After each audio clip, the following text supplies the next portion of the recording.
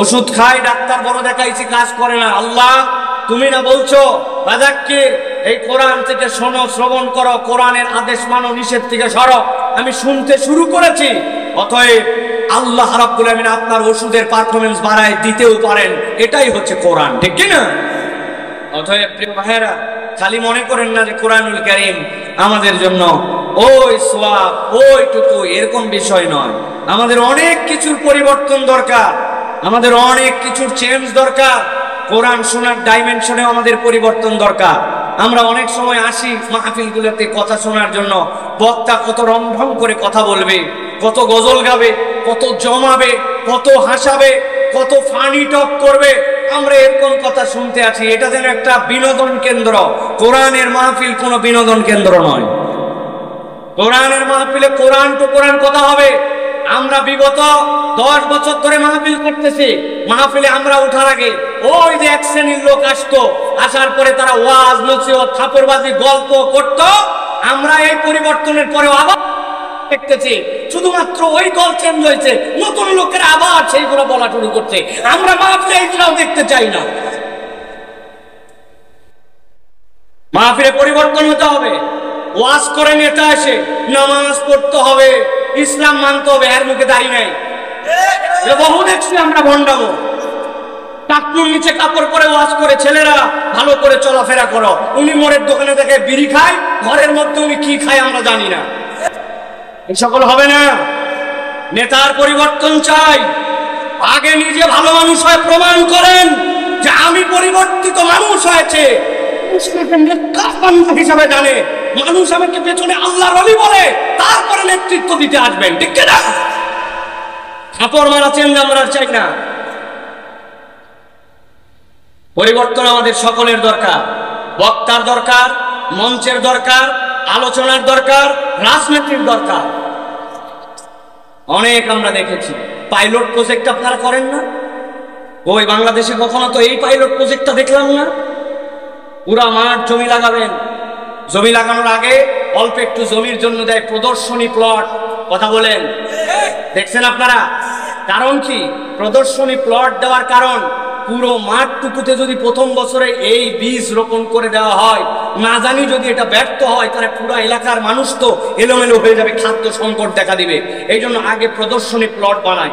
এইটা প্রদর্শনী প্লট, দেখেন কি পরিমাণ ধান হয়েছে, কি পরিমাণ গম হয়েছে, কি পরিমাণ আলুর ফলন হয়েছে, ওইটা দেখে দেখে মানুষ লাগায়, ঠিক না? এত প্রদর্শনীর প্লট দেখলাম। আমরা দেখলাম কমিউনিজম, আমরা দেখলাম গণতন্ত্র, আমরা দেখলাম মানুষের বানানো আইন, আমরা দেখলাম আমেরিকার মতবাদ, আমরা দেখলাম চাইনিজ মতবাদ, নানান আইন, নানান কানুন, ব্রিটিশ আইন, আমরা সব দেখলাম। কেন? আমরা একটা প্রদর্শনী প্লটের মতো একটা জেলা, একটা উপজেলা, একটা বিভাগ, একটা ওয়ার্ড আমরা ইসলামী আইন দিয়ে চালায় 2 বছর দেখাতে চাই যে ইসলামী আইন সত্যিকার পারবে। পুরা দেশ তো আপনি মানবেন না, একটা জেলা অন্তত দেখান, ঠিক না? দেখেন, আপনারা মুখস্থ করে ফেলবেন, ওয়ালে ওয়ালে লিখবেন, খাতায় খাতায় লিখবেন, ফেসবুকে ফেসবুকে পোস্ট দিবেন। আল্লাহর আইনের কোনো সাইড এফেক্ট নাই। বলেন, মুখ দিয়ে বলেন, কি লিখবেন? আল্লাহর আইনের কোনো সাইড এফেক্ট নাই। বলেন, কত পোস্ট দেন আপনারা। কই মাহফিলের ছবি উঠাইছেন? একটা ছবি দেখি, পোস্টার সহ এই জায়গায় বক্তা আছে, আরেকটাতে আমি আছি, আরেকটাতে এতগুলা লোক আছে। কত পোস্ট আপনি দেন ঘটনা ও ঘটনায়, কিন্তু আপনার মোবাইলে, আপনার ফেসবুকে মাহফিলের পোস্ট যায় না। গেলে আপনার কাছে একটু ব্যাকডেটেড লাগে। মেন্টালিটি চেঞ্জ করেন, ইসলাম প্রচারে কৌশল অবলম্বন করেন, আদর্শ দিয়ে উপস্থাপন করেন। আপনার আদর্শ, আপনার আখলাক, আপনার চরিত্র, আপনার আচরণ, আপনার উপস্থাপন, আপনার মানুষের সাথে বিহেভিয়ার, এটা প্রমাণ করে দিবে যে আমি একজন গুড মুসলিম। এটা আমরা যতদিন না করতে পারবো, এই সকল ফাঁপড়বাজি দিয়া কোনোদিন কোনো পরিবর্তন হবে না। এক স্বৈরাচার গেছে, আরেকটা আসবে। যে ওই মঞ্চে যায় সেই স্বৈরাচার হয়। এটা নতুন কোনো কিছু নয়। 40 বছর বয়স, 20 বছর এখনো ভোটই নাই। অতএব আমরা আর সেইগুলি কথা বলতে চাই না। আমরা কোরআনুল কারীমের আলোকে আমাদের জীবনগুলিকে গঠন করতে চাই, ঠিক না? তাহলে ইন্না যিকরা তানফাউল মুমিনিন, হৃদয়ে ঢুকাই নেবেন আমার সমস্যা যেখানে আল্লাহ চাই এই কোরআন দ্বারা আমার সেই পরিবর্তন ঘটাই দিবেন। সুবহানাল্লাহ বলেন। আপনাদের কি ধারণা এই গ্রামে এলাকায় এ কয়টাই মানুষ? হ্যাঁ না, এ কয়টাই মানুষ নয়। অনেকেই বলছে আবহাওয়াটা খারাপ, এই জন্য ঘরে যে মোবাইল চাপতেছে, আছে না ভাই? মাঠটা স্যাঁতস্যাঁতে, কেমনে বসবো? আরে বেকুব আইছে দেখেন ভিতরে জায়গা নাই, আপনি বলেন বসবেন কেমনে? আসলে ধরছে শয়তান, ওরে শয়তান উস্কানি দেয় না, আসতে দেয় না। আমার আল্লাহ রাব্বুল আলামিন বলছেন ওয়ামান আরাদাল আখিরাহ, দুনিয়ার মানুষ তোমার চলাফেরার টার্গেট দুনিয়া। মানুষের দুনিয়া লাগবে, দুনিয়া ছাড়া মানুষ চলতে পারে না। দুনিয়া যদি না লাগতো আল্লাহ রব্বানা আতিনা ফিদ দুনিয়া এটাকে আগে আনতেন না। কিন্তু আল্লাহ বলছেন মানুষের টার্গেট দুই ধরনের। আল্লাহ বলছেন এক ধরনের টার্গেট ওয়ামান আরাদাল আখিরাহ ওয়া সাআলাহা সা'য়াহা ওয়া হুয়া মুমিন, পরকাল আমার লাগবে এই কথা বলে চুপ করে থাকে না, পরকাল আছে বিশ্বাস করে কেবল বক্তব্য শেষ করে দেয় না। বরং ওই মানুষ পরকাল মুখে তার জীবন চালায়, পরকাল কেমনে তার উন্নত হবে এটার জন্য তার একটা বাস্তব পরিকল্পনা আছে। রব্বুল আলামিন বলছেন ওয়া হুয়া মুমিন, এই অবস্থায় সে যদি মুমিন হয় ফাউলাইকা কানা সায়ুহুম মাশকুরা, আমি রব্বুল আলামিন বললাম সে যে পদক্ষেপ নেবে, সে যে কাজ করবে, এই কাজটুকু আল্লাহ রব্বুল আলামিনের কাছে, আল্লাহর কাছে এটা ভালো কাজ হিসাবে কৃতজ্ঞতা চিত্তে আল্লাহর কাছে এটা কবুল হবে। আমি একজন লিডার ছিলাম, আমার বয়স যখন 40 বছর তখনও আমার নামাজের যে হালত, আমার বয়স এখন 60 বছর, আমি লিডারই রয়ে গেলাম, আমি ব্যক্তি রয়ে গেলাম, আমি কৃষকই রয়ে গেলাম, আমি ওই মানুষটাই রয়ে গেলাম, আমার নামাজের কোনো পরিবর্তন হলো না। আমি আজ থেকে 20 বছর 30 বছর আগে কোরআনের যেইটুকু সূরা মুখস্থ ছিল আমার, আজকে আমি 20 বছর পার হয়ে গেছি, ওই যে মক্তবে 3টা সূরা মুখস্থ করে আসছি, দুনিয়ার সব বুঝে ফেললাম। দুনিয়াতে আমাকে মানুষ জ্ঞানবান মনে করলো, কিন্তু আমার সূরার উন্নতি হয়ে নতুন একটা আয়াত আর মুখস্থ হলো না। আমাদের সমাজে এই রকম আমাদের মধ্যেও মুসলমান নামদারি মানুষ আছে কিনা? আল্লাহ রাব্বুল আলামিন এই জন্য বলছেন ও দুনিয়ার মানুষ ভালো করে বোঝো, কুল্লান নুমিদ্দু হাউলাই ওয়া হাউলা,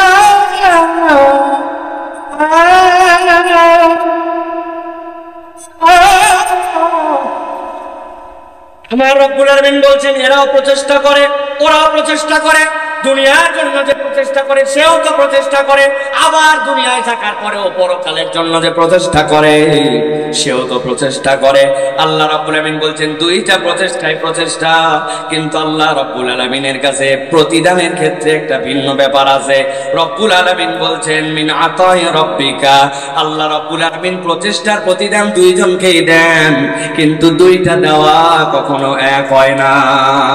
আল্লাহকে যে মানে না, রব্বুল আলামিনকে স্বীকার করে না, নামাজ পড়ে না, ওই বেনামাজি একটা জমি লাগাইছে, ওই জমির মধ্যে তার যে ফসল হয়, পাশে যে নামাজি ব্যক্তি সেও ফসল লাগাইছে, তারও একই পরিমাণ ফসল হয়। নামাজি লাগাইছে তারও 20 মণ, বেনামাজিও 20 মণ, তাহলে ফসল তো দুইজন একই রকম পেল।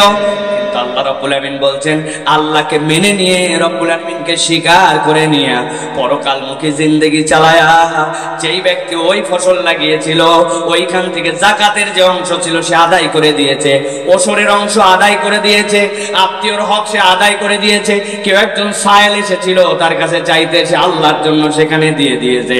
দুইজনের ফসলই এক, রব্বুল আলামিন দিয়েছিলেন, কিন্তু একজন পরকালকে টার্গেট করে তার জীবন নির্ধারণ করেছিল। আল্লাহ রাব্বুল আলামিন বলছেন ওয়ামা কানা আতাউ রাব্বিকা মাহজুরা, আল্লাহর দেওয়াটা অবারিত, আল্লাহর ধন ভান্ডার সংকুচিত নয়। অতএব আল্লাহ কাকে কেমনে দিয়ে ধন্য করবেন এইটা আল্লাহর সিদ্ধান্ত। তবে রব্বুল আলামিন পরকালমুখী জিন্দেগি যার, আল্লাহর কাছে প্রাপ্তি হচ্ছে বেশি তার, ঠিক না? তাহলে প্রিয় ভাইয়েরা, আমরা এই যে এখানে আসি, এই যে আমরা কথা শোনার জন্য আমরা কোরআনুল কারীম থেকে আসি, আমাদের টার্গেটটা, আমাদের আলটিমেট টার্গেট যে আমরা কোরআনুল কারীম থেকে এমন কিছু শুনি যেটাতে আমার মনটা আবার চাঙ্গা হয়, আমার মনটা আবার আন্দোলিত হয়, আমি যেন আবার আল্লাহ রাব্বুল আলামিনের থেকে নিবেদিত হতে পারি। এই রিমাইন্ডারটা দেওয়ার জন্যই আমরা মূলত এই মাহফিলগুলোতে আসি, ঠিক তো ভাই? তাহলে আমরা আজকে কোরআনুল কারীম থেকে স্বল্প সময়ে নির্ধারিত একটা বিষয়ে কথা শুনে আমরা ইনশাআল্লাহ বাড়িতে চলে যাব। রাজি আছেন ইনশাআল্লাহ? এখন আমাদের প্রায় 10:15টার মতো বেজে গেছে। আমরা যদি আর ঘন্টাখানিক কোরআনুল কারীম থেকে আমরা কথা শুনি, রাজি আছেন আপনারা ইনশাআল্লাহ? তবে আপনারা জেনে রাখবেন, যারা আমাকে চেনেন, যারা আমার কথা দূর থেকে শোনেন, তারা জানেন আমার শ্রোতা হচ্ছে ইয়াংরা, তরুণরা হচ্ছে আমার শ্রোতা। এখানে যারা আছেন যাদের বয়স 40-এর নিচে, কারা কারা হাত তোলেন তো ভাই একটু? বিলো 40, সুবহানাল্লাহ বিহামদি, হাত এবার হাত নামান। আচ্ছা 40-এর উপরে কারা আমার বাবারা যারা আছেন একটু হাত উচ্চ করেন তো, সামনে টান করে তোলেন একটু, মাশাআল্লাহ। তা আমাদের 40-এর উপরেও শ্রোতা আছেন, 40-এর নিচেও আমাদের শ্রোতা আছেন। তা আমি বেসিক্যালি কথা বলি আমার ইয়াংদের জন্য, আমার তরুণদের জন্য। আমাদের মুরব্বীরা এখানে আছেন, জীবনে এত ওয়াজ শুনেছেন। এই যে আমাদের অতিথিরা আসছেন প্রতিনিধি হিসাবে, উনার কাছে শুনে দেখেন যে আপনি ভাই জীবনে কয়টা মাহফিলে গেছে, উনি গুনে বলতে পারবে না যে উনি তার জীবনে কত মাহফিলে গেছে। আপনার আমার বয়সের থেকে ওনার মাহফিলে অ্যাটেন্ড বেশি, ঠিক না? এখানে অনেক মুরব্বী আছেন না ভাই, আমাদের জন্মের আগের থেকে মাহফিল শোনেন। কিন্তু আমাদের তরুণদের দুর্ভাগ্য, আমাদের তরুণরা আমাদেরকে পছন্দ করে, আমাদেরকে ভালোবাসে, ওয়াজ শুনতে পছন্দ করে, কিন্তু এই ওয়াজ আমাদের তরুণদের এফেক্ট অনেক ক্ষেত্রে পড়ে না। আমি একদিন এক মাঠের মধ্যে গাড়ি দাঁড় করিয়েছে, পাশে দাঁড় করিয়ে এখন নামাজ পড়বো, দেখি মাঠে কে জানি ধান লাগাচ্ছে, আর ওই তার লুঙ্গি, যেটা লুঙ্গি আপনাদের এলাকায় কি বলে জানি না, আমাদের এলাকায় বলে মাল কাচ্চা দেওয়া, আপনারা কি বলেন? লেংটি দেওয়া, লেংটি দিয়া একবারে টাইট মতো বাইন্ধে কোমরের মধ্যে একটা মোবাইল গুজায় রাখছে, ওই জায়গায় ধুমায় ওয়াজ চলতেছে আর উনি সুন্দর করে ধান লাগাচ্ছে। তাই আমি বললাম ভাই ওয়াজ শুনতেছেন আর ধান? বল ভাই আমি গান শুনি না, আমি ওয়াজ শুনি। তো মাশাআল্লাহ, ওয়াজ যে আপনি শুনতেছেন, কিন্তু এইদিকে যে আপনার খবর হয়ে গেছে, আপনি যদি যে হাঁটুর উপরে কাপড় তুলে ফরজ তরক করে ফেলছেন, ভাই হুজুর ধান লাগাতে হলে হাঁটুর উপর কাপড় তোলাই লাগে, আপনি যান। আমার এই বিদায় করে দিছে। দেখুন আমাদের ওয়াজ যদি এরকম হয় যে ওয়াজ আমাদের হাঁটুর নিচে কাপড় নামায় না, তাইলে তো বড় বিপদ ভাই। দাদা নাতি দুইজন নাকি ওয়াজ শুনছে, ওয়াজ শোনার পরে ছোট্ট একটু খাল আছে, খাল পার করে ওই পারে যাবে। এখন ওই পারে যাওয়ার পরে দেখে নাতির কাপড় ভিজে গেছে আর দাদার কাপড় শুকনা রয়েছে। এখন নাতি বলতেছে, দাদা আমরা দুইজনই লম্বা একই হয়ে গেছি প্রায়, তো তুমি এই খাল পার করার পর তোমার কাপড় ভিজলো, আর আমার নাতিকে বলছে দাদা তোর কাপড় ভিজলো না। বুঝলাম না তো ব্যাপার কি? ভাই দাদা ওই পারে হুজুর ওয়াজ করছে যে বাবা হাঁটুর নিচে কাপড় রাখতে হবে, এর উপরে কাপড় তুললে ফরজ তরক হয়। এই জন্য আমি পানি পার হওয়ার সময় দেখছি যতই উঠাতে এই পর্যন্ত উঠেই যায়, তো হাঁটুর উপরে চিন্তা করছে যা ভিজে ভিজুক, বাড়ি যে পরিবর্তন করে নেবে। এই জন্য আমি হাঁটুর উপরে কাপড় না তুলে আমি পানি পার হয়ে গেছি। কিন্তু দাদা তোরে জিজ্ঞাসা, তোর কেন? দাদা বলছে, আরে বেকুবের বেকুব, আমি কি ওয়াজে আজকের থেকে যাচ্ছি? এরকম কত শত ওয়াজ পার করছি, কিন্তু আল্লাহর দয়ায় কোনো ওয়াজ ওই খাড়ি পার করে এপার আনি নাই। আর তুই প্রথম দিনে ওয়াজটা খাড়ি পার করে এপার নিয়ে এসে কাপড় বিদায় ফেললি। দেখুন আমাদের যদি নিয়ত হয় যে ওয়াজ আমি বাড়ি নিব না, হুজুর যা বলুক, হুজুরেরটা হুজুর বললো, আমারটা আমি শুনলাম, তাইলে কিন্তু ভাই আমাদের জন্য কল্যাণকর কিছু হবে না। এই জন্য আমরা কল্যাণকর কিছু পেতে চাইলে আল্লাহ রাব্বুল আলামিনের কাছ থেকে আমরা যদি একটু বারাকাপূর্ণ কিছু পেতে চাই, তাহলে আমাদেরকে কোরআনুল কারীমের ভেতর থেকে এমন কথাগুলি আমাদের শোনার চেষ্টা করতে হবে, সেই কথাগুলি আমাদেরকে মানার নিয়তে নিতে হবে। আজকে রাজি আছি তো ইনশাআল্লাহ? রাজি আছি ইনশাআল্লাহ? আল্লাহ আমাদেরকে তৌফিক দান করেন। প্রিয় ভাই, আমি নিয়ত করেছি আপনাদের কাছে জটিল বিষয় একটু, কিন্তু তারপরে সহজ করে আপনাদের কাছে একটু বলার জন্য চেষ্টা করব। প্রিয় ভাই, আজকে মূলত আমরা আলোচ্য বিষয় বলবো যে আল্লাহ রাব্বুল আলামিনের দৃষ্টিভঙ্গিতে বুদ্ধিমান মানুষের গুণাবলী কি কি। আমরা সকলেই কম বেশি বুদ্ধিমান মানুষ হতে চাই, চাই কিনা ভাই? বুঝে বলেন, আমরা কি বুদ্ধিমান হতে চাই কিনা ভাই? এখন আমরা বুদ্ধিমান সকলেই হতে চাই, কিন্তু এই বুদ্ধিমানের সংজ্ঞা কি? দুনিয়াতে নানান ধরনের বুদ্ধিমান আছে। একজন বলতেছে, ভাই ওই দোকানদার যে ব্যবসা করে, বাপরে বাপ এত চালাকের চালাক, ওর দোকানে গেলে কাস্টমার আর কোনোভাবে সরে যাওয়ার উপায় নাই। একজন বলছে ওনার টেকনিক কি? উনি বলতেছে ওনার দোকানে যেই সময় কাস্টমার যাক, সকাল 11টার দিকে কাস্টমার বলতেছে, বাবা আপনি হচ্ছেন আমার বউনির কাস্টমার, আর আপনি আমার চেনা লোক বলে কেনা দামে মালটা দিলেন। 11টার সময় কাস্টমার কেমনি ওর বউনির হয়, আর ওই লোককে জীবনে দেখে নাই, কিন্তু ওরে বলতেছে আপনি আমার চেনা লোক, আর কেনা দামে দিলাম বলে ওর মন জয় করে মালের উপরে 500-700 টাকা ওই জায়গাতেই ওর কল্লা কেটে ফেলছে। এখন এই লোকটাও নিজেকে নিজে মনে করতেছে বুদ্ধিমান। কিন্তু বলেন তো ভাই, কোরআন সুন্নাত দৃষ্টিভঙ্গিতে প্রতারক, মিথ্যাবাদী, ঠকাই যে এ কখনো বুদ্ধিমান? কথা বুঝে বলতে হবে বুদ্ধিমান। আমি কিন্তু মুরব্বীদের উত্তর নিব না, আমি ইয়াংদের উত্তর নিব। তাহলে এই মানুষটা বুদ্ধিমান নয়। তাহলে আজকে আমরা কোরআনুল কারীমের আলোকে সংক্ষিপ্ত সময়ে দেখার চেষ্টা করব আল্লাহর ভাষায় এই দুনিয়ার বুকে প্রকৃত বুদ্ধিমান কারা এবং এই বুদ্ধিমানের গুণাবলী কি কি। কোরআন হাদিস থেকে অল্প একটুখানি জ্ঞান নিয়ে আমাদের যদি এর মধ্যে ল্যাকিংস থাকে সেটা আমার লাইফে ঢুকাবো, আর যদি কোনো বাড়তি কিছু থাকে সেটা বাদ দিয়ে দিব। এই নিয়ম করে আমরা যদি এই কথাগুলো শুনে যাই তাহলে ইনশাআল্লাহ আমাদের দুনিয়া আখিরাতে কল্যাণ হবে। বলেন আল্লাহুম্মা আমিন। আমরা শুনতে রাজি আছি ইনশাআল্লাহ?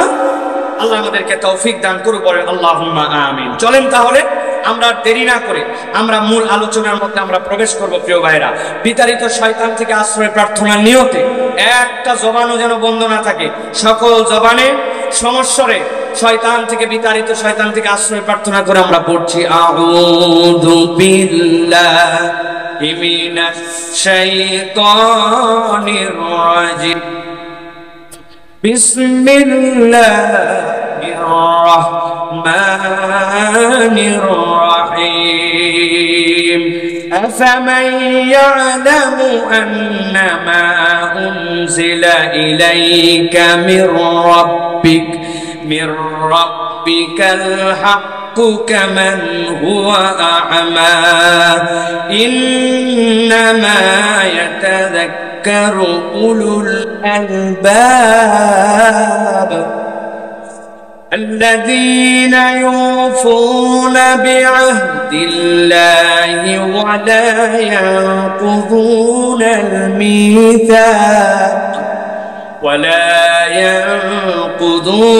الميثاق والذين يصلون ما أمر الله به أن يوصل ويخشون ربهم ويخافون سوء الحساب। আল্লাহ রাব্বুল আলামিন আমাদের কাছে কোরআনুল কারীমের সূরা রাদ, এই সূরা রাদের 19 নম্বর আয়াতে কারিমা থেকে আল্লাহ রাব্বুল আলামিন বলছেন, দুনিয়ার মানুষ, আমি তোমাদের কাছে একটা পরিচয় তুলে ধরতে চাই। পরিচয়টা হচ্ছে দুনিয়ার বুকে কারা প্রকৃত জ্ঞানবান, কারা প্রকৃত বুদ্ধিমান। আমি আল্লাহ রাব্বুল আলামিন তার কতগুলা গুণাগুণের কথা তোমাদের কাছে উপস্থাপন করছি। প্রিয় ভাইরা, কোরআনের আয়াতে কারিমার আলোকে তাবৎ মানুষকে 2টা ভাগে ভাগ করা হয়। পৃথিবীর মানুষ কয় ভাগে বিভক্ত? কথা বলতে হবে, কয় ভাগে? 2 ভাগে। একটা ভাগ হচ্ছে, একটা দল হচ্ছে অজ্ঞান পার্টি। কি পার্টি? মুখ দিয়ে বলেন, কি পার্টি? আরেকটা পার্টি হচ্ছে সজ্ঞান পার্টি। তাহলে পার্টি কয়টা? এখন what is the definition of senseless party? যেই পার্টির জ্ঞান নাই, অজ্ঞান পার্টি কাকে বলে? কিশোরগঞ্জের মানুষ বলবেন, হুজুর অজ্ঞান পার্টি কিন্তু আমরা ভালোই চিনি। কোন ব্যাপারী টাকা পয়সা এইগুলা নিয়ে হাট বাজার করার পরে হঠাৎ করে যাচ্ছে, একটা মলম পার্টি তার সাথে যুক্ত হয়েছে, হওয়ার পরে চোখের মধ্যে লাগায় দিছে মলম, অথবা কলার মধ্যে খাওয়াই দিছে কিছু, বা বিস্কুট বা পানিতে দিছে, এরপর ওই লোক অজ্ঞান হয়ে পড়ে গেছে। এই পার্টি হচ্ছে অজ্ঞান পার্টি। ঠিক না ভাই? ঠিক। হুজুর যা বলে তাতে ঠিক ঠিক বলা যাবে না। এটা দুনিয়ার ভাষায় অজ্ঞান পার্টি হলেও কোরআন সুন্নাহর ভাষায় প্রকৃতার্থে এটা অজ্ঞান পার্টি নয়। কোরআন সুন্নাহর ভাষায় অজ্ঞান পার্টি হচ্ছে তারা যাদের দুনিয়াতে বাড়ি আছে, গাড়ি আছে, নারী আছে, টাকা আছে, পয়সা আছে, অর্থ আছে, বিত্ত আছে, ক্ষমতা আছে, দুনিয়ার পাওয়ার আছে, সব আছে, কিন্তু সব থাকার পরেও তাদের কাছে যদি ঈমান না থাকে, ইসলাম না থাকে, আল্লাহ না থাকে, রাসূল না থাকে, কোরআন না থাকে, তাহলে সব আছে কিন্তু ঈমান নাই। ওরা হচ্ছে পার্টিতে অজ্ঞান। ঠিক কি না? আরেকটা পার্টি হচ্ছে সজ্ঞান পার্টি। দুনিয়াতে হয়তো তাদের বাড়ি নাই, গাড়ি নাই, টাকা নাই, পয়সা নাই, অর্থ নাই, বিত্ত নাই, ক্ষমতা নাই, জেল, জুলুম, অত্যাচার, দুনিয়ার নিপীড়ন, তার উপরে তার অত্যাচারী স্টিম রোলার বয়ে বেড়ায়।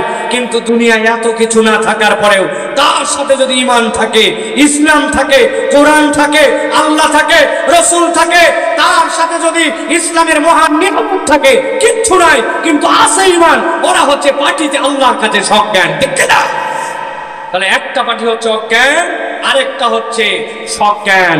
এই দুই পার্টির মানদণ্ড যেটা, তার নাম হচ্ছে ঈমান। চিৎকার করে বলতে হবে, তার নাম কি? তার নাম কি? আল্লাহ রাব্বুল আলামিন বলছেন, দুনিয়ার মানুষ ভালো করে বোঝো, আমি রাব্বুল আলামিন তোমাদের জন্য বললাম, আফামান ইয়ালামু আন্নামা উনজিলা ইলাইহি, দুনিয়ার মানুষ তোমাদের মধ্যে থেকে তোমরা জানো নাকি হে রাসূল, আপনার প্রতি যেটা অবতীর্ণ করা হয়েছে, আপনাকে যে কোরআন দেওয়া হয়েছে, আপনার প্রতি আল্লাহর পক্ষ থেকে মির রাব্বিকাল হক, হক প্রভু থেকে হক হিসাবে আপনার প্রতি যা এসেছে, কামান হুয়া আমা, যেন মনে হয় এত কিছু আসার পরেও, আল্লাহর পক্ষ থেকে অবতীর্ণ হওয়ার পরেও সে যেন বুঝতেই পারে না, সে যেন অন্ধ হয়ে আছে, তার চোখ যেন এই বিধানকে দেখতে পায় না। আল্লাহ রাব্বুল আলামিন বলছেন এইটা এক দল, কিন্তু রাব্বুল আলামিন বলছেন তোমাদের কাছে আমি জানাই রাখতে চাই, ইন্নামা ইয়াতাযাক্কারু উলুল আলবাব, কিন্তু একদল লোক আছে যারা জ্ঞানবান, যারা এই কিতাবের মধ্যে আপনার প্রতি যা অবতীর্ণ করা হয়েছে সেখান থেকে তারা জ্ঞান হাসিল করে, সেখানে নিজের হৃদয়ে ধারণ করে, নিজের জীবনে গ্রহণ করে নেয়। আল্লাহ বলছেন প্রকৃত বুদ্ধিমান আল্লাহ রাব্বুল আলামিনের কাছে তারাই। দুনিয়ায় অনেক মানুষ আছে নিজেকে অনেক চালাক মনে করে, অনেক বুদ্ধিমান মনে করে আমি যা বুঝি আমার সমান কেউ বোঝে না, আমার বুঝটাই কেবল বুঝ, আমার জ্ঞানই কেবল জ্ঞান। কিন্তু একবার হিসাব মিলায় দেখে না, কোরআনের জ্ঞান যদি কারো কাছে না থাকে, তাহলে আল্লাহ রাব্বুল আলামিন বলতেছেন তোমার জ্ঞান যত থাক না কেন, আল্লাহর কাছে ওই জ্ঞানের মূল্যায়ন নাই। তুমি বুঝতে পারো না, কিন্তু আল্লাহ রাব্বুল আলামিনের কাছে তুমি একটা বোকা আর বেকুব ছাড়া কিছুই নও। মক্কার সবচেয়ে জ্ঞানী মানুষ, আপনি তার নামটা জানেন কিন্তু আপনি তার নাম ভুলে গেছেন। আপনি তার নাম জানেন আবু জেহেল, কিন্তু তার নাম কিন্তু আবু জেহাল ছিল না, তার নাম ছিল আবুল হিকাম। কিন্তু আল্লাহ দ্রোহী হওয়ার কারণে, ইসলাম বিমুখ হওয়ার কারণে, কোরআনের পক্ষে না থাকার কারণে এমন আবু জেহেল হয়েছে সে, যে কিয়ামত পর্যন্ত তার মূল নাম হারায় গেছে, হয়ে গেছে সে আবু জেহেল। ওই রকম আমাদের দুনিয়াতেও এমন কতগুলা মানুষ আছে যেই মানুষেরা নিজেরা নিজেদেরকে মনে করে আমাদের অনেক জ্ঞান, অনেক বুদ্ধি, অনেক ধরনের আমাদের জ্ঞান দিয়ে আমরা বোধহয় বিরাট বড় সমৃদ্ধ, কিন্তু তার রুহে যদি কোরআন না থাকে, তার সাথে যদি কোরআনের জ্ঞান যুক্ত না হয়, আমার আল্লাহ বলতেছেন তোমার এইটা আল্লাহর কাছে কামান হুয়া আমা, সে যেন দৃষ্টিহীন, তার দৃষ্টি নাই, সে যেন বধির। আল্লাহ রাব্বুল আমিনের কাছে এই ব্যক্তির জ্ঞানের কোনো মূল্য নাই। সাম্প্রতিক সময় আমরা দেখেছি বিশাল বড় পণ্ডিত মানুষ, নাম মেনশন করে বলছি না, বাংলাদেশের সব মানুষ প্রায় তাকে চেনে, ইন্টেলেকচুয়াল মানুষ মনে করে তিনি জীবন্ত লাইব্রেরি, এখনো বেঁচে আছে, ইউনিভার্সিটির প্রফেসর গিরি করে, কিন্তু তার জ্ঞানের লেভেল এমন জায়গায় গেছে, গত 2 দিন আগে তিনি যখন সেমিনারে কথা বলতেছে যে এখনকার নতুন টার্ম আসছে, নতুন দুনিয়া আসছে, এখন এলজিবিটি কিউ যেটা সমকামিতা, এক সময় এইটা না চললেও এখন মানুষের রুচি পরিবর্তনে এইটা সমাজে মেনে নেওয়া লাগতেও পারে। তার পক্ষে তিনি আবার যুক্তি দেখাচ্ছেন এটা ব্যক্তিগত অভিরুচি। আল্লাহ রাব্বুল আলামিন কোরআনুল কারীমের মধ্যে বলছেন, ইন্না খলাকনাকুম মিন যাকারিন ওয়া উনসা ওয়া জাআলনাকুম শুউবান ওয়া ক্বাবাইলা লিতাআরাফু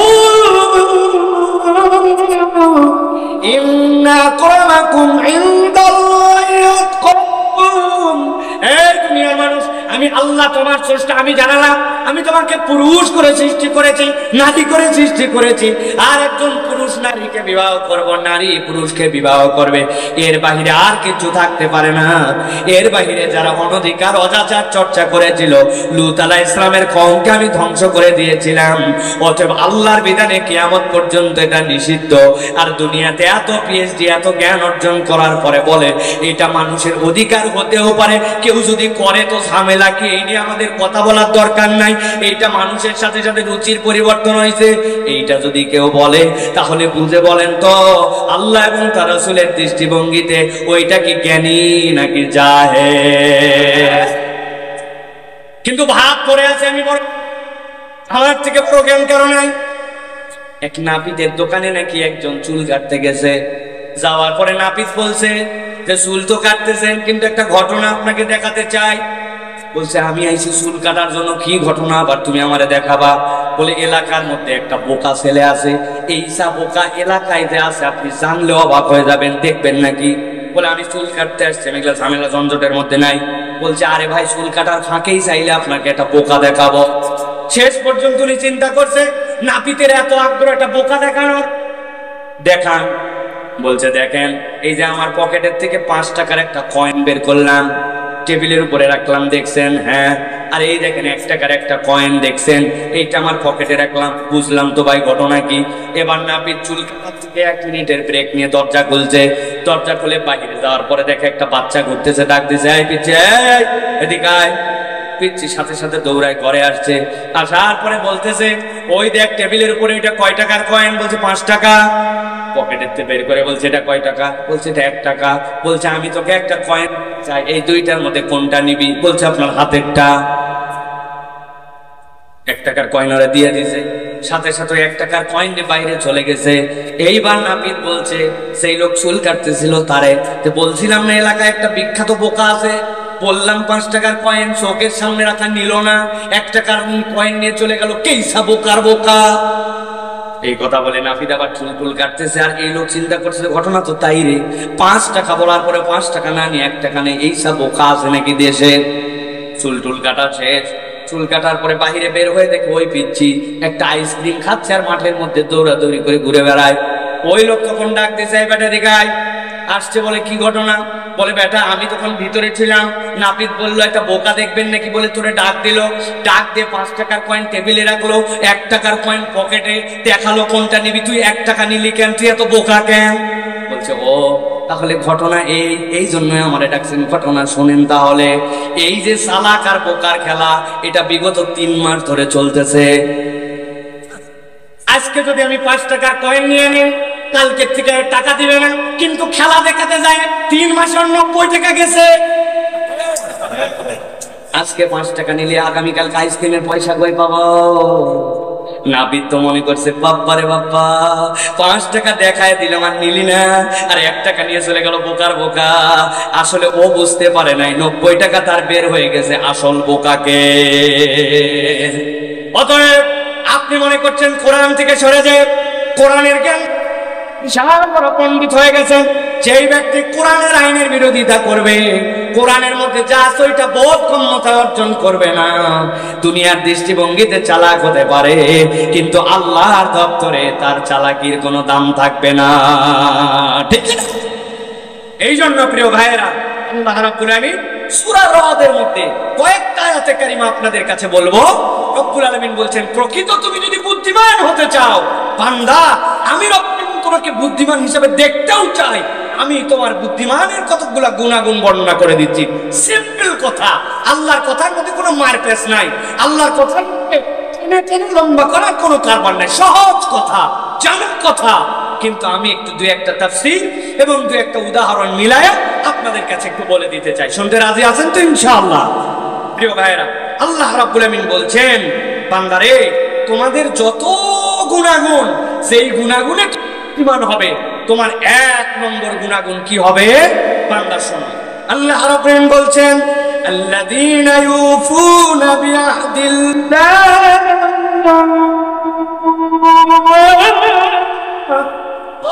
রাব্বুল আমিন বলছেন দুনিয়ার মানুষ তোমার যে গুণাগুণ হবে, ওই গুণাগুণে বুদ্ধিমান মানুষ সে হবে যার 1 নম্বর গুণাগুণ হচ্ছে যে তার ওয়াদার ব্যাপারে, আল্লাহর কাছে প্রতিশ্রুতির ব্যাপারে সব সময় সতর্ক, এবং যে আল্লাহর কাছে যে ওয়াদা করেছে ওই ওয়াদাটা বান্দা আদায় করে দেয়। সুবহানাল্লাহ। শুনলে মনে হচ্ছে কত সহজ কথা। আমি একজনের কাছে ওয়াদা করছি, ভাই তোমারে 10 টাকা দিব, আমি 10 টাকা দিয়ে দিলাম, তাহলে আমি প্রতিশ্রুতি আদায় করে ফেললাম। সিম্পল যাকে মনে হচ্ছে এইটুকু, কিন্তু মুফাসসিররা ব্যাখ্যা করছেন এত সিম্পল কথা এটা নয়। আল্লাহ রাব্বুল আমিন যে বলেছেন আল্লাযীনা ইউফুনা বিআহদিল্লাহ, এইটার ব্যাখ্যা আল্লাহ রাব্বুল আলামিন কোরআনুল কারীমে ভিন্নভাবে করেছেন। আল্লাহর সাথে আমাদের প্রকৃত ওয়াদা কি, আল্লাহর সাথে আমাদের প্রকৃত অঙ্গীকার কি? আল্লাহ রাব্বুল আলামিন কোরআনুল কারীমের মধ্যে বলছেন, বান্দা মনে করো তোমার সাথে তোমার রবের একটা ওয়াদা ছিল। কি ওয়াদা? আল্লাহ কোরআনে বলছেন, ওয়া ইযা খাযা রাব্বুকা মিন বানি আদামা মিন যুহুরিহিম ওয়া যুররিয়াতাহুম ওয়া আশহাদাহুম আলা আনফুসিহিম আলাস্তু বিরাব্বিকুম ক্বালু বালা। আল্লাহ রাব্বুল বলছেন প্রকৃত ওয়াদা তো তোমার ওই জায়গায় বান্দা যেই সময় তুমি পিঁপড়ার মতো পিপিলিকার মতো একটা ছিলে, ওই সময়টুকুতে রব্বুল আলামিন তোমাকে আলমে আরওয়াতে নিয়েছিলেন। আলমে আরওয়াতে যাওয়ার পরে সব রূহগুলাকে রব্বুল আলামিন এক করেছিলেন। এক করার রব্বুল আমিন তাদের কাছে একটা সাক্ষ্য নিয়েছিলেন। কি সাক্ষ্য নিয়েছিলেন? আলাস্তু বিরাব্বিকুম, আমি কি তোমাদের রব নই? আমি কি তোমাদের রব নই? আল্লাহ বলছেন দুনিয়ার যত আত্মা ছিল সব আত্মাগুলো ওই দিন আল্লাহর কাছে বলেছিল ক্বালু বালা। আল্লাহ বলছেন দুনিয়ার মানুষ, তোমার দুনিয়ার ওয়াদা তো এটা ওয়াদাই, কিন্তু প্রকৃত ওয়াদা ছিল আল্লাহর কাছে ওইটা যে আল্লাহ ছাড়া তুমি কখনো কাউকে রব হিসেবে স্বীকার করবে না। ঠিক না? ওইটা ছিল আমাদের প্রকৃত ওয়াদা। আল্লাহ রাব্বুল আমিন বলছেন, শাহিদনা আন তাকুলু ইয়াউমাল কিয়ামাতি ইন্না কুন্না আন হাযা গাফিলিন। কিয়ামতের দিন আল্লাহ আবার মনে করাই দিবেন। মনে করাই দেওয়ার পরে বলবেন, এই বান্দা তুই না বলছিলি ওই জায়গাতে যাওয়ার পরে যে রব্বুল আলামিন তোমাকে সাক্ষ্য নিয়েছিলেন আলাস্তু বিরাব্বিকুম ক্বালু বালা, কিন্তু আমার দুনিয়ার যে পন্থা, আমার দুনিয়ায় যে চাল চলন, আমার দুনিয়ায় যে আমার সামগ্রিক অবস্থান, ওই জায়গাতে আমি আমার রবকে ভুলে গিয়েছিলাম, আমার খালিককে ভুলে গিয়েছিলাম, আমার ইলাহকে ভুলে গিয়েছিলাম। আল্লাহ মনে করাই দিচ্ছেন কিয়ামতের দিনে যাওয়ার পরে কিন্তু এই অবস্থা হবে। সেই জায়গায় বলবি আল্লাহ আমি ভুলে গিয়েছিলাম, আমি গাফেল হয়ে গিয়েছিলাম।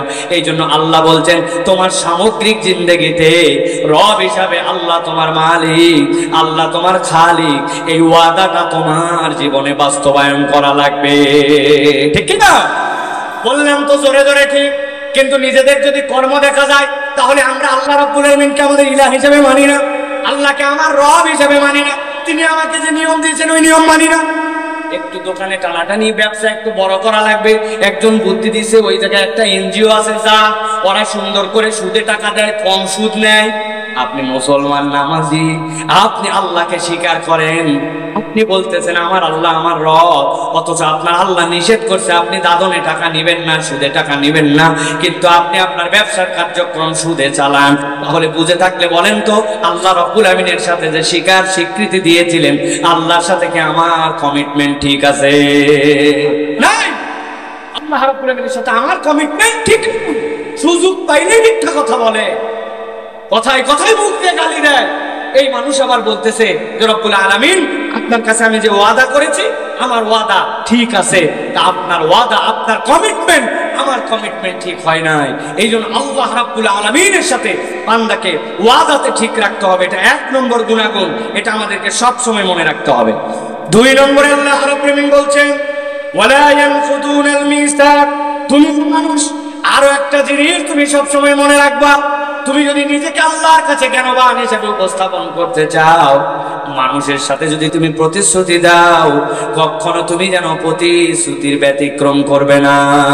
বান্দা যদি প্রতিশ্রুতি দেয় একটা, বান্দার দায়িত্ব হচ্ছে সে প্রতিশ্রুতিকে সব সময় ধরে রাখবে, প্রতিশ্রুতিকে সব সময় পালন করার জন্য চেষ্টা করবে। যেই বান্দার সাথে ওয়াদার পরে সেই বান্দার প্রতিশ্রুতি ঠিক নাই, ওই বান্দার মূল্যায়ন আল্লাহ রাব্বুল আলামিনের কাছে নাই। এখন বাঙালির চরিত্রের সবচেয়ে বড় সমস্যা হচ্ছে আমরা যদি কারো কাছে কিছু প্রতিশ্রুতি দেই ওই প্রতিশ্রুতি আমরা রক্ষা করি না। ঠিক না ভাই? মিথ্যা কমিটমেন্ট আমরা করি, আমরা মানুষের থেকে ঋণ নেই, ধার নেই, বলে দেই আল্লাহ বাঁচায় রেখে আল্লাহর কসম জীবন থাকলে কি না থাকলে কি টাকা এই দিন তোরে দিয়ে দিব। একবার টাকা বেরোইছে মানে পাওনাদার হচ্ছে ঘুরতে ঘুরতে অবস্থা খারাপ। আমরা আমাদের ওয়াদা কৃত প্রতিশ্রুতি আমরা রাখি না। আমরা মুসলমান মাত্রই প্রতিশ্রুতিহীন হয়ে গেছে। এই যে বাংলাদেশ, সেই বাংলাদেশে আমাদের ব্যাংকগুলাকে শেষ করে দিল, আমাদের ব্যাংকগুলাকে তলাবিহীন ঝুড়ি বানালো।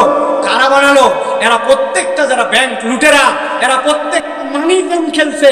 এরা ব্যাংকের মধ্যে মানি গেম খেলে খেলে আপনার আমার আমানত গুলাকে নষ্ট করছে। তারা নিজেদের এই দেশের টাকাগুলাকে বিদেশে পাচার করছে। কিভাবে? ব্যাংকে যায় বলছে তুমি আমারে 100 কোটি টাকা হাওলাত দাও, কি দিবে? তার বদলে দেখাইছে আমার এই প্রতিষ্ঠান এই মর্টগেজে আছে।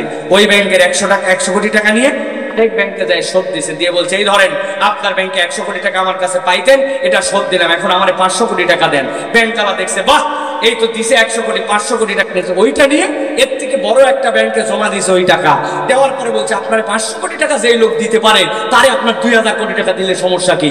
এই কৌশলে মানি গেম খেলায়া, প্রতিশ্রুতির ব্যতিক্রম করায়া SIBL এর মতো ব্যাংকে যাবেন, বিভিন্ন ব্যাংকে যাবেন, তারা এত ঋণে জর্জরিত এমন ভাবে যে এরা জনগণের আমানত ফেরত দিতে পারতেছে না। তো এইটা কিভাবে হয়েছে? এইটা কি কোনো অমুসলমান করছে? আপনার কি মনে হয় কাফের মুশরিক করছে? ওই মুসলমান নামধারী, কিন্তু ইসলাম তার মধ্যে ঢোকে নাই। এই মানুষগুলোই প্রতিশ্রুতির ব্যতিক্রম করে করে, প্রতিজ্ঞা ভঙ্গ করে করে এরা ফ্রড হয়ে গেছে। অতএব আল্লাহ বলছেন দুনিয়ার দৃষ্টিভঙ্গিতে তুমি মনে করছো অনেক এগিয়ে গেছো, কিন্তু তুমি একটুকু আগাও নাই। তুমি যদি প্রতিশ্রুতি ভঙ্গ করো, আল্লাহ রাব্বুল আলামিনের কাছে তোমার কোনো দাম নাই। অতএব আজকের থেকে সব হবে যে আমরা ওয়াদা করব, যেটা বুঝে সুঝে আমরা কখনো ওয়াদার ব্যতিক্রম করব না, আমরা প্রতিশ্রুতি ভাঙবো না। রাজি আছেন ইনশাআল্লাহ?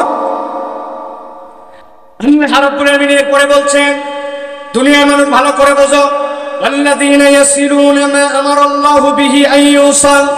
আল্লাহ বলছেন দৃষ্টিতে আল্লাহ রাব্বুল আলামিন জানাচ্ছেন তোমাদের মধ্যে জ্ঞানবান মানুষ হচ্ছে তারা। আল্লাহ রাব্বুল আলামিন যে সম্পর্ক রক্ষা করতে বলেছেন, আল্লাহ রাব্বুল আলামিন যে সম্পর্কের ক্ষেত্রে তোমাদেরকে দাম দিতে বলেছেন, আল্লাহ রাব্বুল আলামিন যে সম্পর্কের ক্ষেত্রে তোমাদেরকে বারবার সতর্ক করেছেন, তোমাদের আত্মীয়তার সম্পর্ক এবং পিতা মাতার সাথে তোমার যে রিশতাদারি যে সম্পর্ক, বান্দা আল্লাহর নির্দেশনা অনুযায়ী কখনো তোমরা জানো এই আত্মীয়তার সম্পর্ককে তোমরা নষ্ট করো না। আজকের পৃথিবীতে ফেসবুকের বন্ধুত্ব হয়েছে, সেই বন্ধুত্ব আমেরিকায় একজন জার্মানিতে একজন অমুক দেশে, কিন্তু নিজের ভাইয়ের সাথে নিজের সম্পর্ক নাই, নিজের বোনের সাথে নিজের সম্পর্ক নাই। আব্বা মারা গেছে অনেক আগে, এরপরে জমি জমার ভাগ বাটোয়ারার জন্য যে বিধান ছিল, ওই বিধানের মধ্যে মুসলমান পরিচয় নিয়ে মুরব্বী হয়ে গেছে, নিজের মরার বয়স হয়ে যাচ্ছে, কিন্তু আজ পর্যন্ত বোনের জমিটুকু ঠিকঠাক মতো হক আদায় করে দেয় নাই। ছেলে মেয়ের মধ্যে আলাদা করে 2 নম্বর করেছে। এইরকম মুসলমান নামদারি মুরব্বী মানুষ এলাকায় আছে কিনা? আছে ভাই? ভালো করে বোঝেন। হজ করতে চলে যায়, ইবাদত বন্দেগী করতে চলে যায়, আল্লাহর দপ্তরে যে ক্ষমা চায়, কিন্তু সে জানে না সে যদি আত্মীয়তার সম্পর্ক রক্ষা করতে না পারে আল্লাহ রাব্বুল আলামিনের কাছে সে কখনো প্রকৃত মুসলমান হতে পারে না। হযরত আলী রাদিয়াল্লাহু তাআলা বলছেন, ও দুনিয়ার মানুষ তোমরা কি জানো নাকি আল্লাহ রাব্বুল আলামিন যে বললেন ওয়াল্লাযীনা ইয়াসিলুনা মা আমারাল্লাহু বিহি আন ইউসাল, আল্লাহ যে সম্পর্ক তোমাদের মধ্যে সম্পর্কিত করেছেন এই সম্পর্ক তোমরা রক্ষা করো। কেউ যদি দুনিয়ার বুকে 2টা নিয়ামত তার জীবনে পেতে চায়, আপনারা যদি মনে করেন এই 2টা জিনিস আমাদের দরকার, হযরত আলী রাদিয়াল্লাহু তাআলা পরামর্শ দিচ্ছেন, আমি আল্লাহর নবীর পক্ষ থেকে জেনে বলতেছি তোমাদের দুনিয়ার বুকে 2টা নিয়ামত তোমরা পেয়ে যাবে।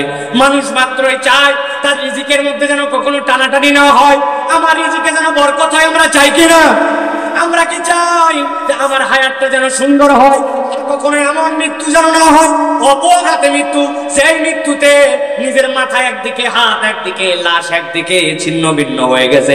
অপঘাতে কেউ মৃত্যু চায় না, আর নিজের রিজিকটা বৃদ্ধি চায়। হযরত আলী রাদিয়াল্লাহু তাআলা বলছেন, মান শাররাহু আইয়ুমাদ্দালাহু ফি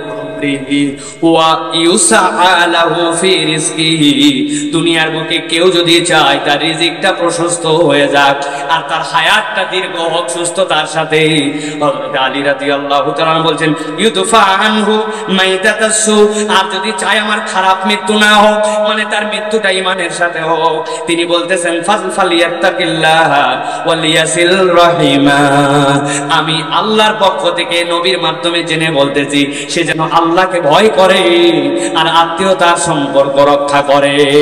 কেউ যদি আত্মীয়তার সম্পর্ক রক্ষা করে, আল্লাহ রাব্বুল আমিন তাকে খারাপ মৃত্যু দিবেন না, আল্লাহ তার জন্য একটা সুন্দর দীর্ঘ হায়াত দিবেন, আর আল্লাহ রাব্বুল আমিন তার রিজিকের টানাটানি দূর করে দিবে। সুবহানাল্লাহ। আজকে আমার বাড়িতে যদি আমার আত্মীয় আসে আর বউ যদি দেখে এটা হচ্ছে স্বামীর দিকের আত্মীয়, বউয়ের আর অলসতার শেষ নাই। কি এক জায়গায় বাড়ি বানালাম, বাজার করতে আসে, অসুস্থ হলে আসে, এত লোক আর পারি না, বলে না ভাই? আহারে, আপনি আপনার স্বামীর আত্মীয় পছন্দ করেন না, আবার স্ত্রীর আত্মীয় আসলে অনেক স্বামী, অনেক পুরুষ মানুষ আছে ভালো পছন্দ করেন। ও মা, ও বোন, আপনার স্বামীর যদি আপনি দীর্ঘ হায়াত চান, আপনি দ্রুত যদি বিধবা না হতে চান, আপনি যদি আপনার পরিবারের মধ্যে বারাকা চান, আর আপনি যদি চান যে আমার স্বামী আমার পরিবারের কার অপমৃত্যু না হোক, মিমানের মৃত্যু হোক, তো খালি বলছেন ফালিয়াত্তাকিল্লাহ ওয়ালিয়াসিল রাহিমা, সে যেন আল্লাহকে ভয় করে আর আত্মীয়তার সম্পর্ক রক্ষা করে, আল্লাহ তার পরিবারে অজস্র বরকত দিবেন, তার হায়াতকে লম্বা বানায় দিবেন, তার অপমৃত্যুর হাত থেকে আল্লাহ নিজে তাকে রক্ষা করবেন। সুবহানাল্লাহ। আজকে আমরা আত্মীয়তার সম্পর্ক নষ্ট, ভাই ভাইয়ের সাথে খায় না, ভাইয়ের বউয়ের সাথে ভাইয়ের বউয়ের সম্পর্ক নাই। হিসাব মিলায় দেখেন, ছোট্ট একটু জিনিস নিয়ে মন ধরাধরি, মুখ কালাকালি, একজন আরেকজনকে দেখে না, নিজেদের রক্তের কোনো সম্পর্ক নাই, অন্য জায়গায় দান করে দানবীর, অথচ নিজের আত্মীয় ঠিক মতো খাবার পাচ্ছে না, তার বাড়িটা ঠিক মতো হচ্ছে না, উমুক মসজিদে দান করছে, তুমুক মাদ্রাসায় দান করে, তুমুক এতিমখানায় দান করে, কিন্তু নিজের আত্মীয়তার সম্পর্ক রক্ষা করে না, ঠিক কিনা? এখানে যদি বলা হয়, এই মিয়া আপনার মোবাইলে কয়টা নাম্বার আছে বের করেন, দেখবেন এক একজনের মোবাইলে 300 400 500 নম্বর। আপনার চাচতো ভাই কয়টা, খালাতো ভাই কয়টা, ফুফাতো ভাই কয়টা, সবার নাম্বার গুলা বলেন। বলবো অনেকদিন ধরে যোগাযোগ নেই তো হুজুর, এত নাম্বার কিভাবে?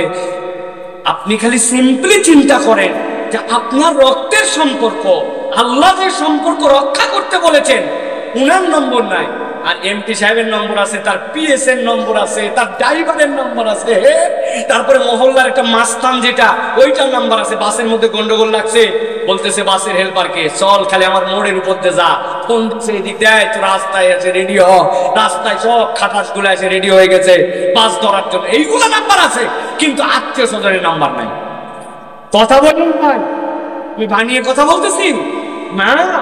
অথচ আল্লাহ রাব্বুল আমিন বলছেন, তুমি কি বুদ্ধিমান হতে চাও, তুমি কি উলুল আলবাব হতে চাও, আল্লাহর কাছে তুমি গ্রহণযোগ্য মানুষ হতে চাও, তাহলে তোমার আত্মীয়তার সম্পর্ককে রক্ষা করো, তোমার এই বন্ধনকে সমৃদ্ধ করো। প্রিয় ভাইরা, বাপ মার কথা শোনে না সন্তান, বাপ মার কথা শুনে না সন্তান। এখন বাপ মা, এক সময় সন্তানরা বাপ মাকে ভয় পেত, আর এখন সন্তানকে দেখে বাপ মা ভয় পায়।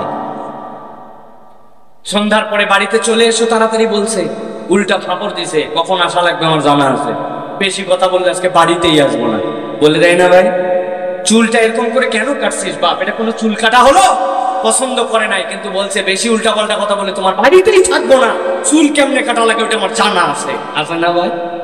প্যান্টটা এমন ধরনের পড়ছে, পোশাকের ধরনটা এমন, এলাকার মানুষজন একজন সামনে বলতে পারে না, কিন্তু পেছনে বলে একটা বেয়াদব ছেলে, এটা বখাটে, ঠিক না ভাই? মোটর সাইকেলটা এমনি চালায় যায়, মুরব্বীর একজন ওর জন্য দোয়া করে না। আরে মুরব্বী মানুষ আছেন মহল্লার মধ্যে, অনেক বড় গ্যাদারিং, এই জায়গায় এত জোরে হরেন দিয়ে, এত পিক আপ মানে এইরকম এরকম করে তো যাওয়া লাগবে কেন? আছে না? এই জন্য আমরা বলি তো 10টা হুন্ডা 20টা গুন্ডা, 15টা হুন্ডা 30টা গুন্ডা, সবাই না, মাইন্ড করেন না, কিন্তু আমাদের ইয়াংরা। এই জন্য বলা হচ্ছে যে এই যে আত্মীয়তার সম্পর্ক রক্ষা করা, আদব আখলাক, এটা আপনার মধ্যে ঢুকায় দিবে, এইটা আপনার জন্য দায়িত্ব। বাপ মারা গেছেন আপনার, আপনি চিন্তা করছেন আমার বাপের জন্য কি করতে পারি। ইসলাম 4টা কাজ দিয়েছে, তার মধ্যে অন্যতম একটা কাজ, আপনার আব্বার বন্ধু কে ছিলেন, আপনার আব্বার বান্ধবী কি ছিলেন, কারা আপনার আব্বা পছন্দ করতেন, কাদের সাথে চলাফেরা করতেন, আপনি তাদের সম্পর্ক ঠিক রাখবেন। নবীজি সাল্লাল্লাহু আলাইহি ওয়াসাল্লাম কি করেছেন জানেন?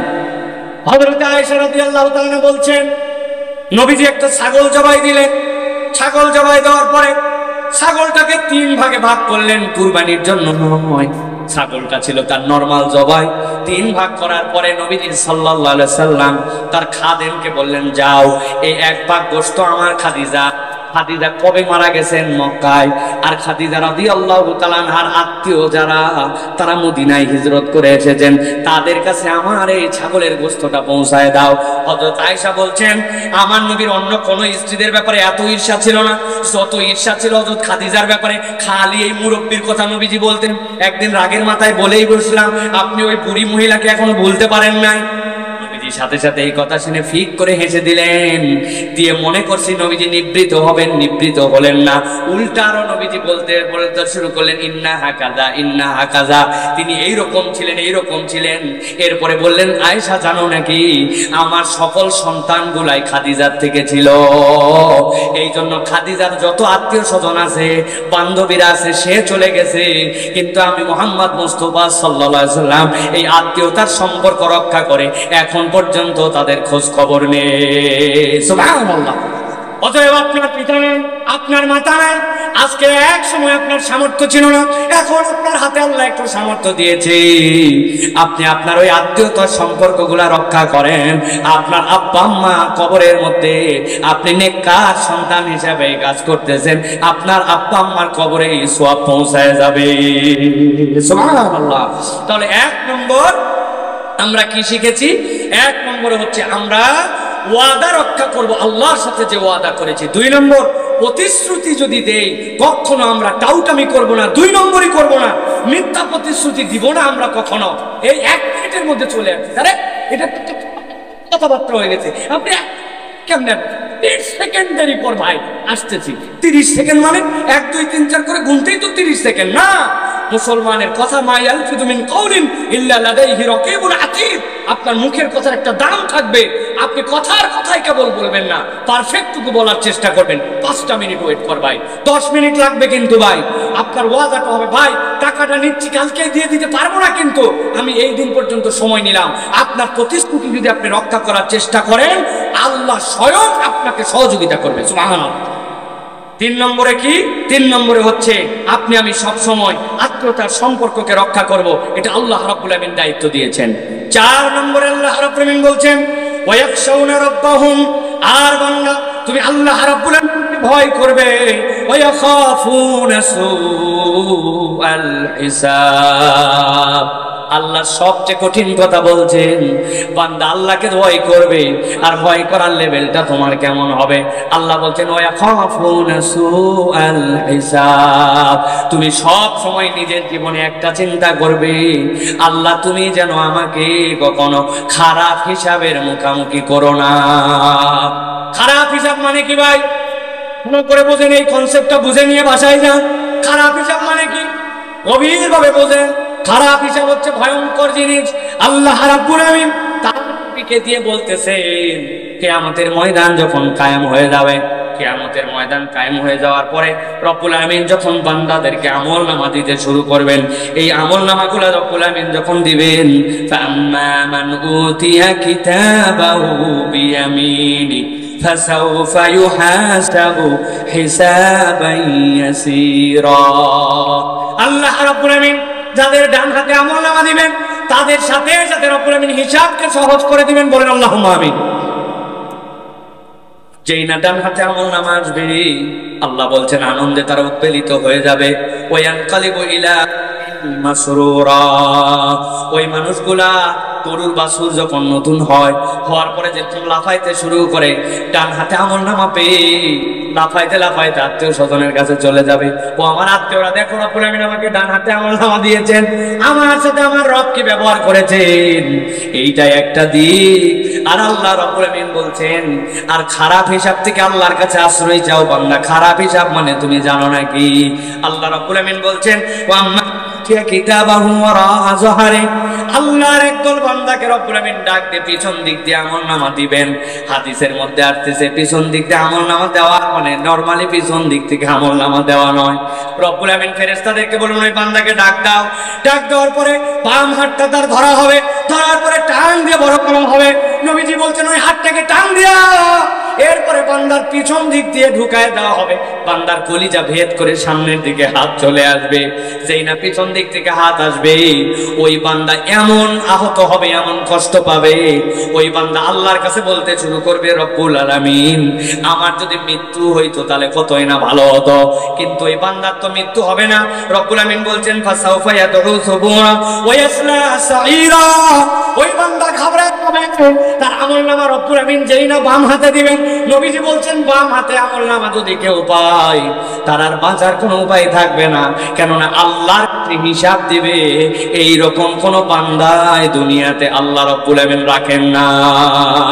আল্লাহ যদি বলেন, ইকরা কিতাবাক কাফা বিনাফসিকা ইয়াউমা আলাইকা হাসিবা, আপনি মনে করেন না আল্লাহ আপনাকে কিতাব পড়তে বলছে, তার মানে আমি আমার কিতাব পড়ে পড়ে হিসাব দিয়ে দিব, না না না। আল্লাহ যদি কাউকে একবার বলেন বান্দা হিসাব দে, ওইটাই তার জন্য সুউল হিসাব, কেননা বান্দাকে হিসাব দিতে বললে ওই বান্দা কখনো আল্লাহর সামনে একটা সকাল একটা সন্ধ্যারও হিসাব দিতে পারবে না।